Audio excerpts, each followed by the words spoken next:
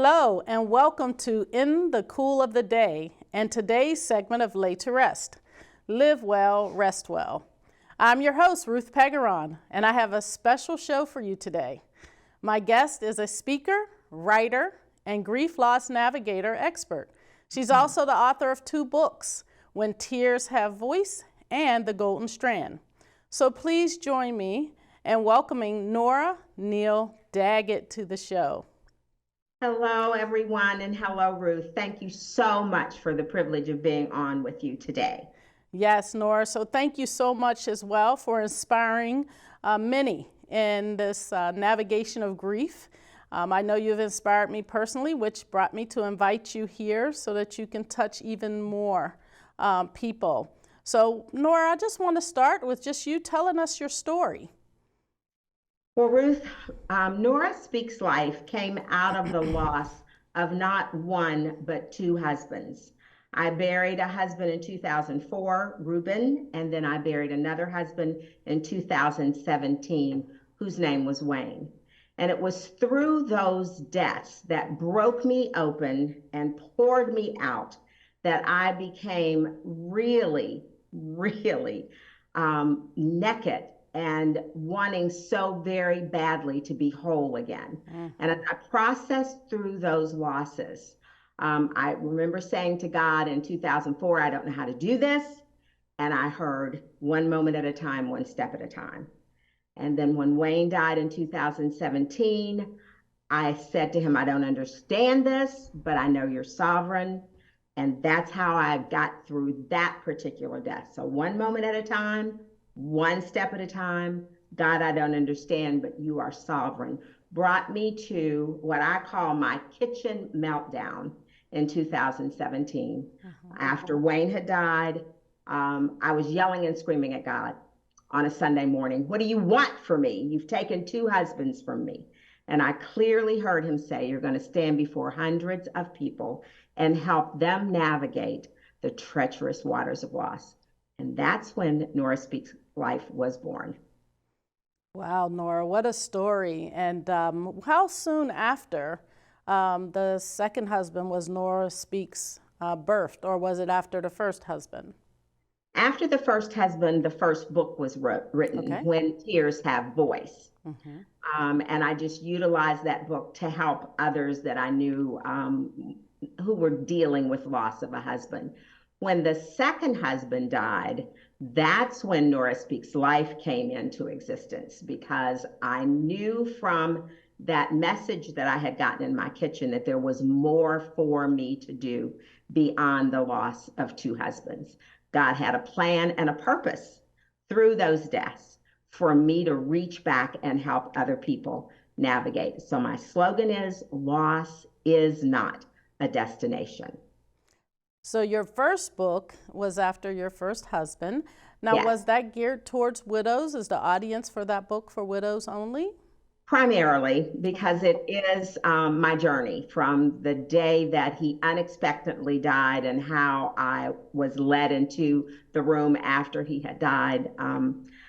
That it began my journey, and the individual can walk with me through the days and the months of the funeral preparation, the burial, how I dealt with living alone again, and all those pieces, parts. It's just tiny little vignette of a story followed with scripture and prayer. So it is written primarily for the heart that is broken by the loss of a husband. Okay, and then Nora Speaks is for anyone that's... Yes. Nora Speaks Life is primarily for people dealing with loss of a loved one through death, loss of a loved one through divorce, loss of the love of someone that you're not even married to, but you love them very much, or loss of a pet, loss of a job. I work with people who are dealing with loss and the mechanism of loss and how devastating loss can be. Yes. Speaking of loss, how do you handle, and you've lost 2 husbands, how do you handle special anniversaries, dates, birthdays, holidays? Can you share just a little bit of how you handle those? Absolutely. In 2004, when my first husband died, I was handed a book called When a Loved One Dies by Philip Williams. And I remember one aspect of that book talked about making new memories. So you're entering the holidays, and we are just beginning the first of what I call the triple threat holidays, Thanksgiving, Christmas, and New Year's. So you're stepping into, you're on the threshold of that. Start by talking with family right now about making a new memory. If we generally went to mom's house and mom has died, then let's go to somebody else's house, or let's go out to dinner and let's make a new memory. Let's step out of the sadness into the joy of remembering mom and the things that mom liked about this particular holiday. Making new memories. I traveled that first holiday with my son. We made a whole list of new memories. And that's what I say to everyone who's dealing with a brand new loss. And this is what I call the first of many first. Do something different. Make a new memory. And that is how you navigate birthdays. Do something different on that birthday. Make a new memory for your husband's first birthday in heaven. And write about what you did. Embrace the life that you had with that individual. Remember the fun things you did. Remember the tender things that you did. Now, of course, there will be tears, but there's also healing that accompanies those tears so that you can move on to the next day and the next day, moving and making memories as you go. And Nora, tell us just briefly, I know it's no exact time frame, it's 6 years and 5 minutes and or 1 year. A lot of society tells us that after you get through your first year of someone being gone and not in your life anymore, physically present, then there should be some type of healing that is pretty monumental. And as well as I do, that we are in the grief space, that 1 year doesn't always happen and like that cookie cutter. For some it is, maybe, but for others it's 2, it's 3, it's 6, it's forever. As we know, grief is forever. But can you just share, if you can just go back to the first husband and then to the second husband, what is the approximate time you think you felt like you were coming back into a little bit of some normalcy and able to create, able to birth new things? I remember specifically with my first husband in 2004 that it was about at the 7th month little period of time that I saw that I had stepped from crying every single day on my way home to a new level of peace. So I remember thinking, this is it. This is the peace that passes understanding. I've stepped into a little less crying and a little more embrace of my new normal. Now that happens at different stages for different people because grief is unique to you and your personality. With my second husband, it was at the 2nd month period of time after he had died that someone asked me. Now remember, I had the kitchen meltdown. Right. And I was asked in October, he died in August, and I was asked in October to speak to a women's group at a church. And that was the cement that helped me to know that yes, indeed, what God said is true. It's already coming to pass. And doing that helped me heal just a little bit faster, I believe, because I had a purpose. I was writing a blog every month. I saw a counselor for just a little bit, and I saw her maybe a month, once a week for a month, and she said, you're in a really good place. I don't think you need to be here with me. You can come back anytime you want. So if you put forward the effort just to rest in the peace of Jesus and follow his path for you through your loss, you come out just a little bit further towards your healing.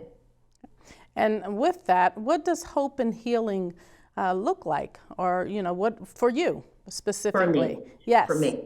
Hope and healing is that set of angel's wings that lift me out of the sadness and despair.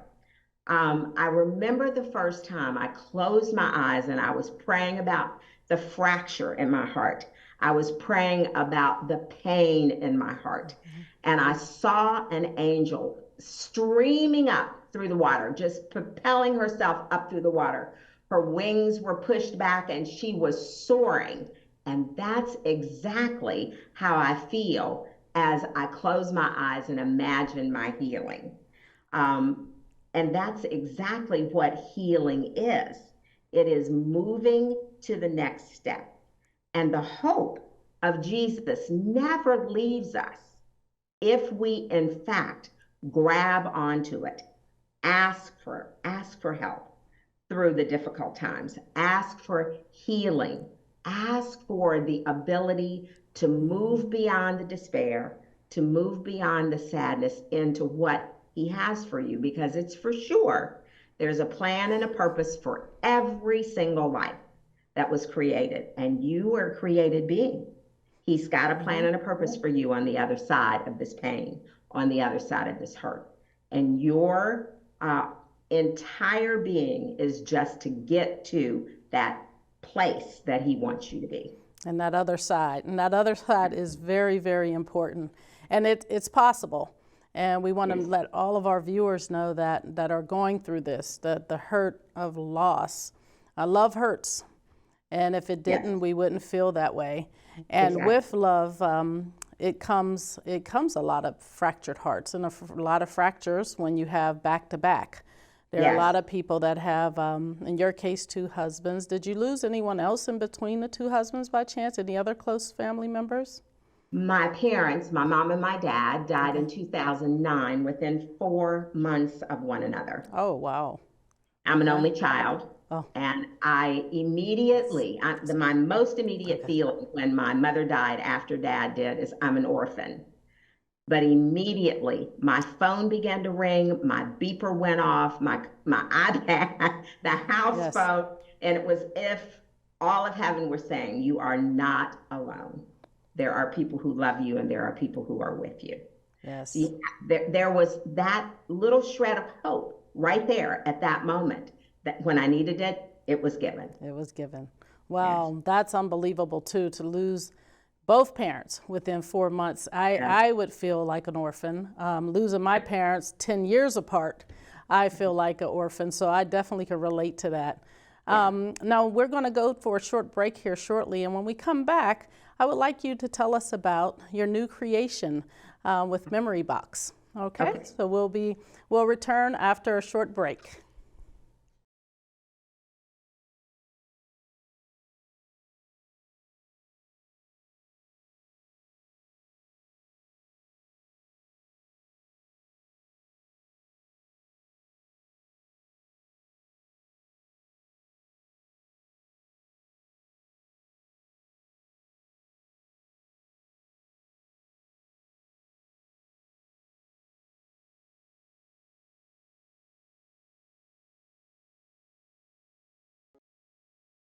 Welcome back. You are watching In the Cool of the Day with my special guest today, Nora Neal-Daggett, author and lost navigator. Prior to the break, we were beginning to discuss Nora's new creation of a memory box. So I'm going to ask Nora to please share with us the memory box. You know, the memory box has been an evolution or a morphing of my healing process. So you heard me speak of a little earlier, creating new memories. And as I continue to navigate the path of loss with many people, I was asked just a few months ago to talk to a sister and a brother who had lost their father, and they're both grown and have children of their own. And they were navigating his birthday and then Father's Day right after his birthday.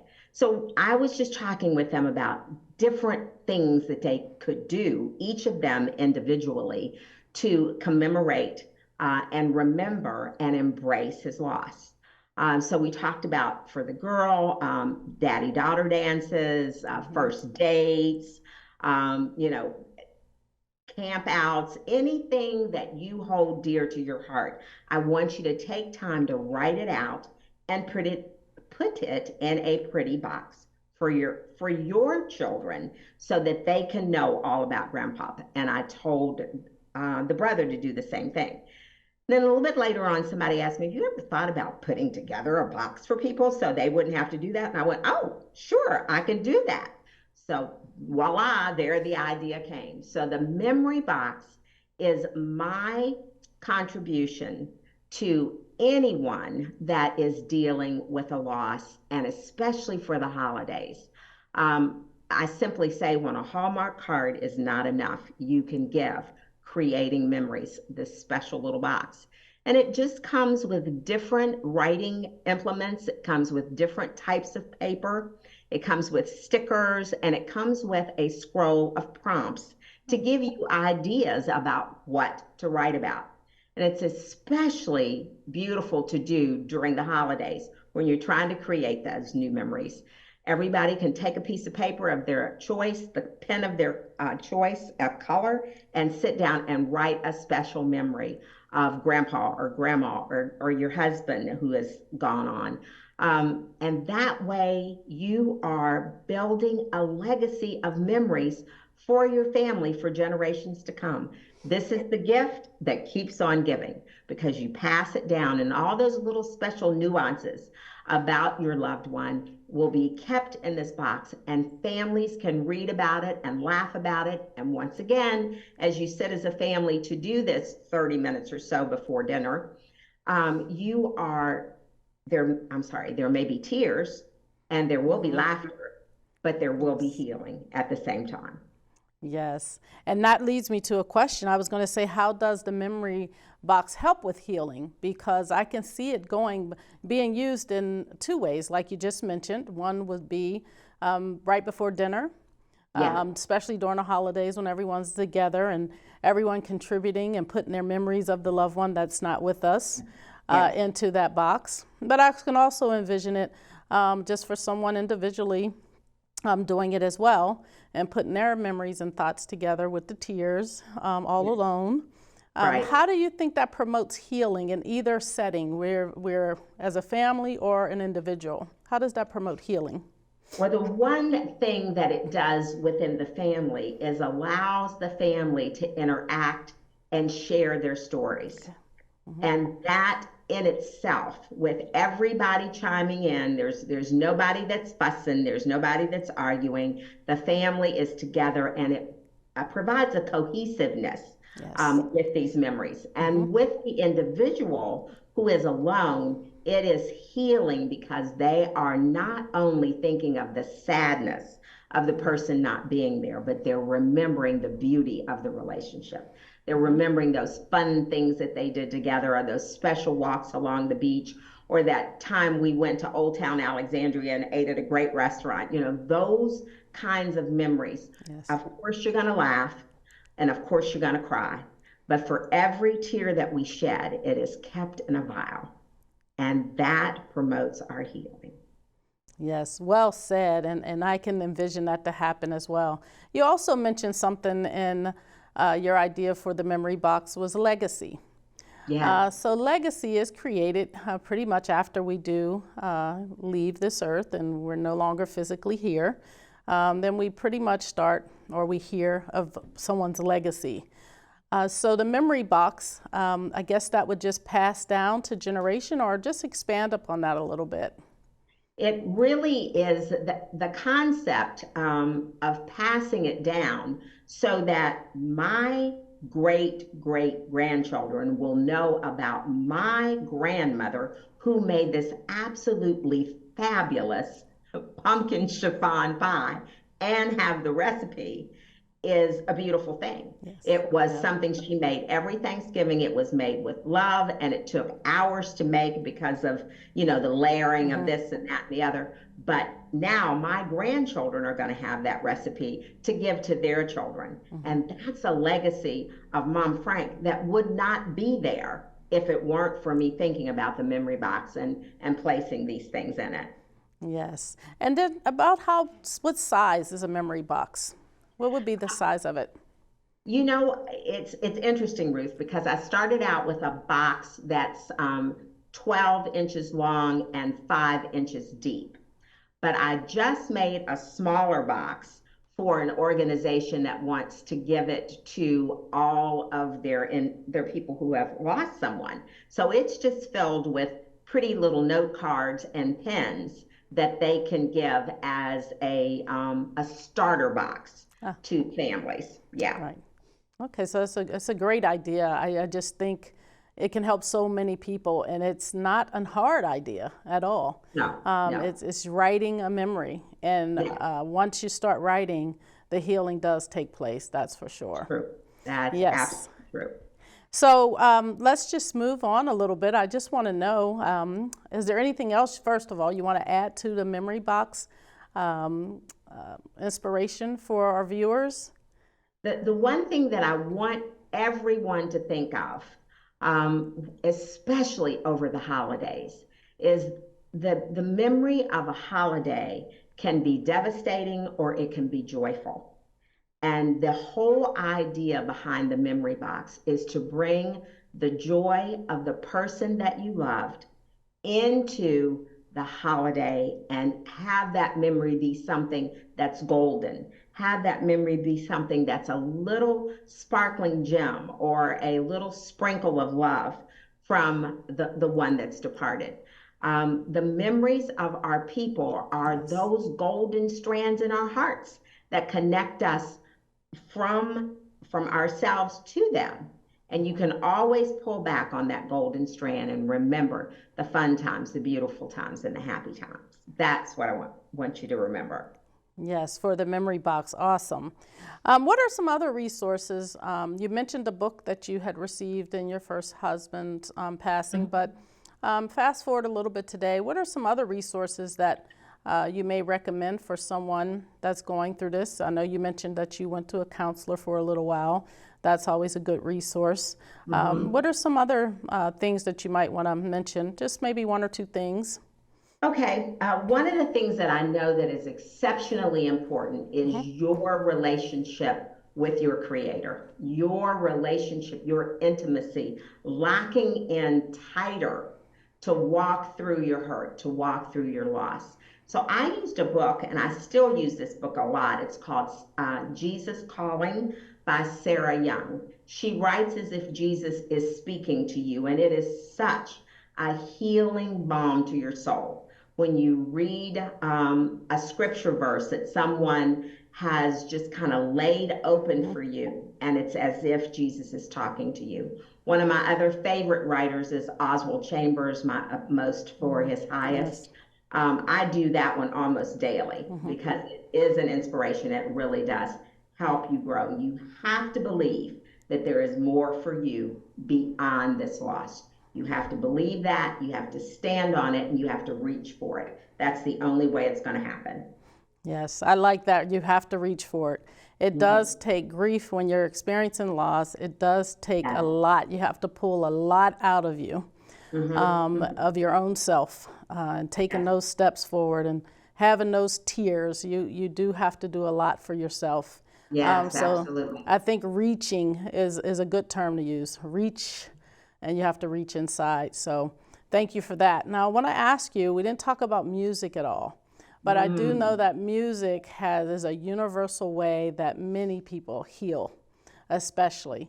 And there's so many artists. Do you have any song or song choices that you can recommend to our viewers for healing?